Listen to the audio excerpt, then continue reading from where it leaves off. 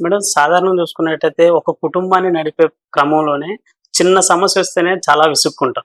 అలాంటిది ఒక జిల్లా యంత్రాంగం మొత్తం, జిల్లా మొత్తాన్ని నడుపుతున్న మీరు పలు రకాల సమస్యలతో వస్తుంటారు కదా! ప్రజలు వాళ్ళ హ్మ్. మీద ఎప్పుడైనా ఇసుక్కున్న సందర్భాలున్నాయా? లేదు. అలా అంటే నాకు సివిల్స్ జాయిన్ అయినప్పుడు ఒక పెద్దాయన నాకిచ్చిన సలహా. ఐఏఎస్ అన్నది చాలా తక్కువ మందికొస్తది. అది దేవుడిచ్చిన ఆపర్చునిటీగా మీరు భావించాలి.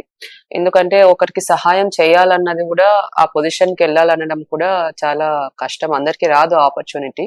మీకొచ్చింది కాబట్టి ఎవరు మీ దగ్గరికి సహాయం కోసం వచ్చినా కూడా మీరు వారితో నవ్వుతూ మాట్లాడాలి. అండ్ పాజిటివ్‌గా రెస్పాండ్ అవ్వండి అన్నది చెప్పారు. అదెప్పుడు నాకు గుర్తొస్తుంటది. అది కరెక్ట్ గూడా.